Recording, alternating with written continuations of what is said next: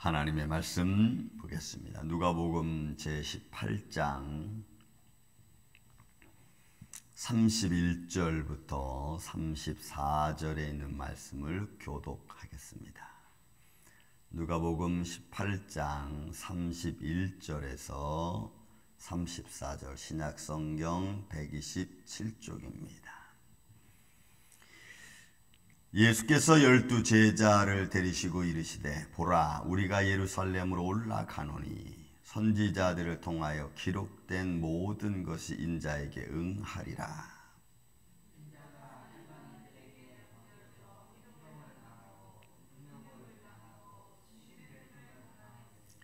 그들은 채찍질하고 그를 죽일 것이나 그는 3일 만에 살아나리라 하시되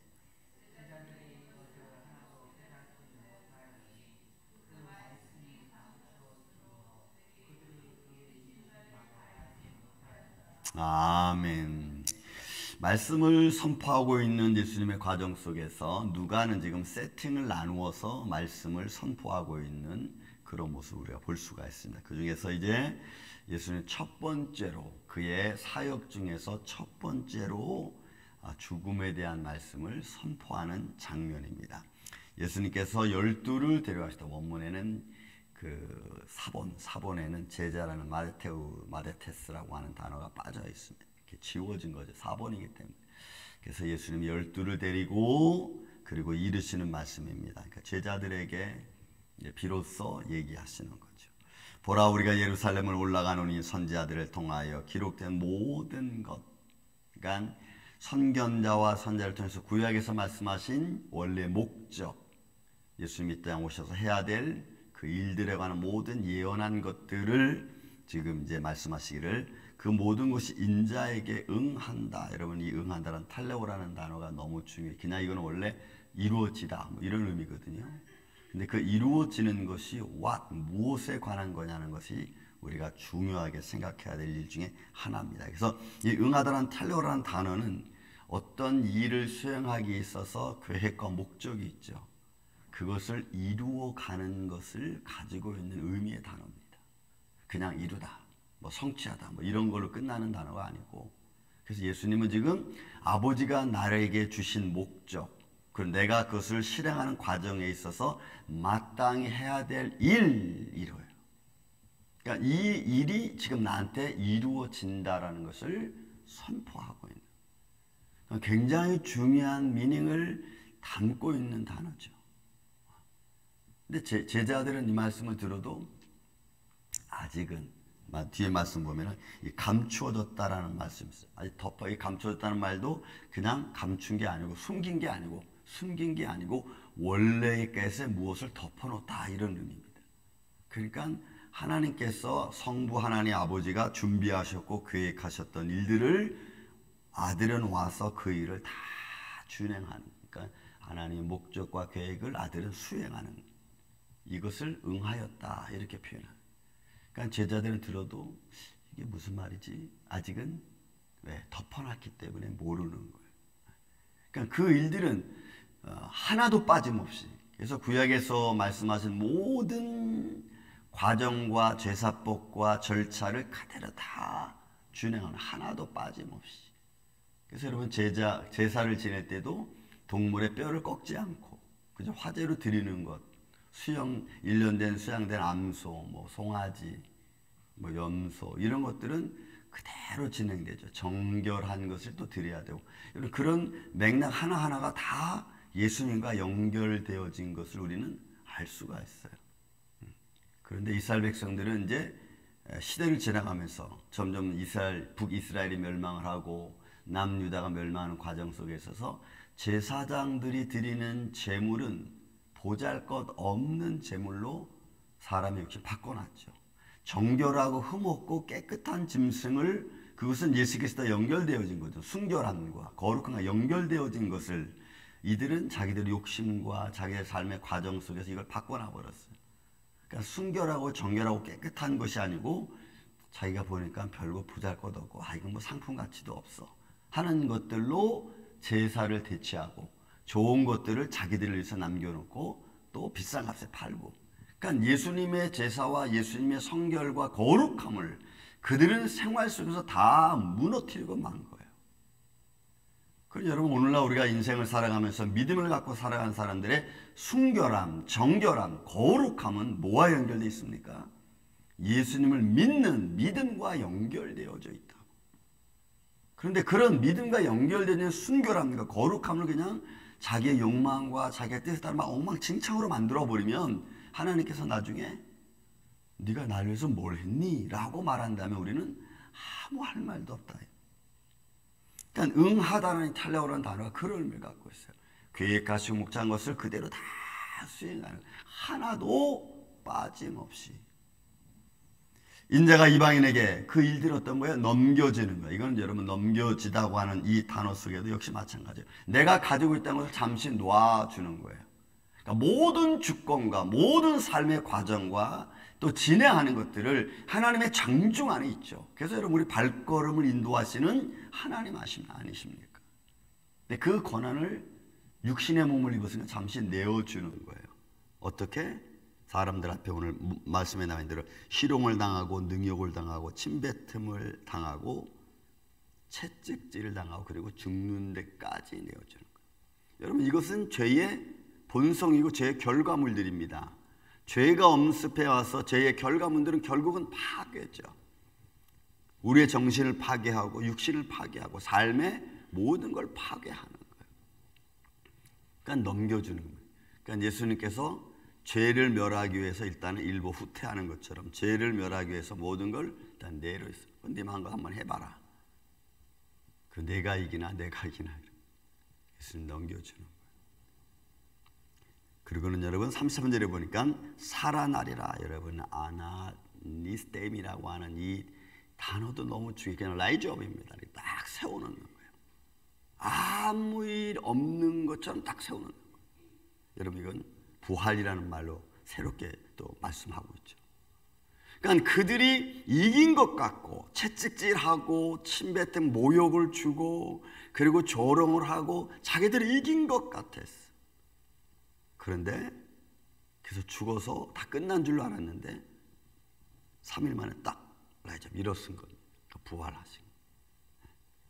그러니까 그렇게 조롱하고 그렇게 채찍질하고 멸해서 죽은 것 같이 믿었던 자들에게는 엄청난 결과가 임하는 거예요. 너희들이 한 결과, 너희들이 행한 것이 무엇이냐라고 하는 것이 드러나 버리는 거죠. 그들의 욕망과 그들의 야욕이 그대로 파괴되어지는 순간입니다. 그래서 여러분, 믿음은, 참 믿음은 이길 수밖에 없어요.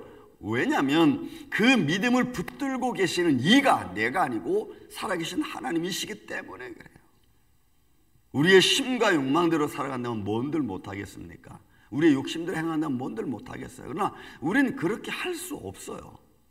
왜냐하면 그 길을 원치 않으시는 이가 오늘 우리가 믿고 있는, 또 우리가 분명히 알고 있는 살아계신 하나님이시기 때문에 그래요. 근데 우리는 순간순간 자꾸 우리가 넘어지죠. 제자들도 지금 예수님께서 하신 말씀, 선지자들을 통하여 하신 모든 기록된 말씀이 내게 다 임할 거다. 제자들이 이 말을 듣고 나서 34절 말합니다. 제자들이 이것을 하나도 깨닫지 못했어. 말해도 이해가 안 되는, 이게 어떤 것인지 역사적으로도 증거가 없고, 그리고 그들이 믿으면서도 알지 못하고, 율법이 에녹을 이해하고 엘리야를 얘기했지만 그들은 그냥 하나님 나라로 갔잖아요. 이 땅에 다시 임하지 않았거든. 그러니까 몰라. 이게 어떻게 될 일인지 아예 생각조차도 못하는 거예요. 그래서 그 말씀이 감추었느니라 말씀드렸죠. 이것은 그냥 숨기다 이게 의미 아니고 진실이 있는데 그 위에 딱 덮어놨어요. 모르게끔 딱 덮어놓은 거예요. 그러니까 그들이 들어도 깨닫지 못하고 봐도 알지 못하는 이런 거죠. 여러분, 소경이, 바리새인들을 예수님 표현할 때 소경이 소경을 인도한다고 그랬잖아요. 근데 그때 그 의미가 이거와 똑같아. 그들은 봤는데도 몰라. 이게 뭔지. 들었는데도 이게 뭐지? 몰라. 왜냐면요, 지혜의 말씀은 성령이 우리 안에서 말씀을 통하여 깨달음을 주지 않으면 우리가 알기가 쉽지 않아. 그래서 예수님께서 성령, 보혜사 성령이 요한복음 14장 오실 때 뭐라 그랬어요? 저가 내 것을 가지고 와서 너희에게 가르친다 그랬어요. 그래서 너희가 환난을 당할 때 염려하지 마라. 너 무슨 말 하려는지 염려하지 마라. 왜요? 우리 안에 성령님이 너희가 무슨 말을 해야 될지 가르쳐 준다 그랬어요. 여러분, 그게 지혜입니다. 그러니까 그 지혜 말씀의 능력이 삶을 이끌어가는, 아직은 제자들에게 성령이 임하시기 전이기 때문에 이들은 아직 깨달지 못해.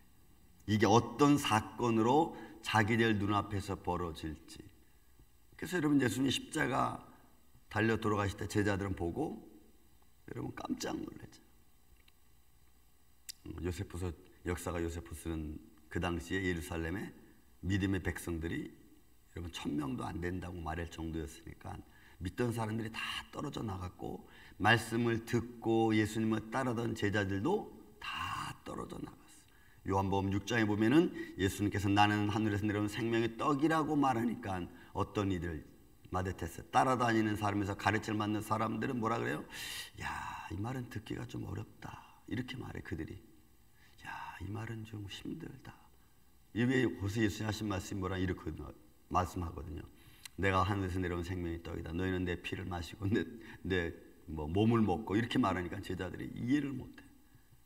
그리고는 요한복음 6장 50절 넘어가면은 뭐라고 표현하냐면 많은 제자들이 떠나가 버려요. 그럴 때 예수님이 베드로에게 묻습니다. 너희도 가려느냐? 그랬더니 베드로의 유명한 고백이죠. 생명의 말씀이 여기 있음에 우리가 네게로 가오리까. 그래서 제자들은 그 딱 남아요. 그러니까 예수님이 선포하는 하나님 나라에 대한 말씀을 우리가 다 이해할 수 없어. 지금도, 여러분, 지금도 그렇죠. 성령님이 정말로 우리 마음속에 깨달음과 지혜를 주지 않으면 우리는 이게 뭐지? 잘 몰라. 그러나 하나님의 은혜가 내게 임하고 그 말씀 하나씩 하나씩 깨달아지면 그때부터 우리는 뭐가 열려요? 하나님 나라의 삶이 무엇인가 우리는 알게 돼.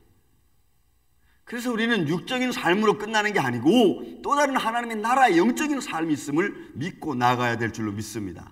이게 성경 우리가 들려주는 말씀이에요. 그래서 성경은 종교가 아니고 이건 생명이죠. 인간의 본연이, 본성이 뭔가를 의지해야 되는, 여러분, 이런 것과 똑같아.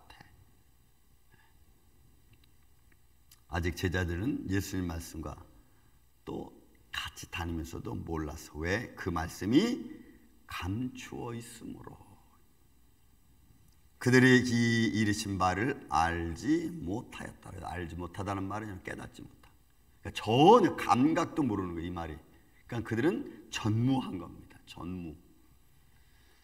그러나 이제는 다르죠. 왜요? 예수님이 십자가를 지셨고 성령님 우리와 함께 계시고 이제는 믿음의 사람들에게 들어가서 하나님의 성령의 말씀으로 깨닫게 해주시니까.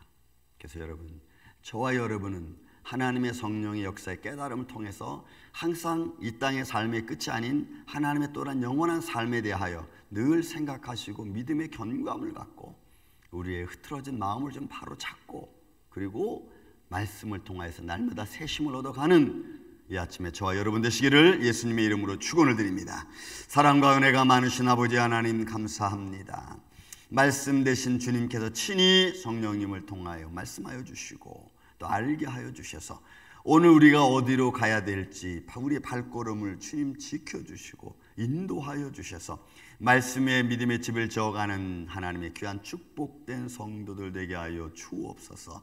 어떤 상황이 만난다 할지라도 내가 무슨 말을 할까를 생각하기 전에 사람의 지혜가 아닌 하나님의 지혜로 나아갈 수 있는 주의 종들이 되기를 원합니다. 주님, 오늘도 이 아침부터 이 하루를 시작합니다. 어떤 일들을 우리를 만날는지 알 수 없습니다. 그때마다 지혜로운 마음을 주님 허락하여 주시고, 그래서 잠들 때는 감사하는 마음으로 주님 앞에 나가 기도할 수 있는 우리의 심령 되게 하여 주옵소서. 교회를 지켜주시고 사는 가정과 자손들을 주님이 지켜주셔서 또한 협력하여 선을 이루어가는 행복된 교회와 가정, 심령 되게 하여 주시옵기를 원하오며 사랑이 많으신 예수님의 이름으로 기도하옵나이다. 아멘.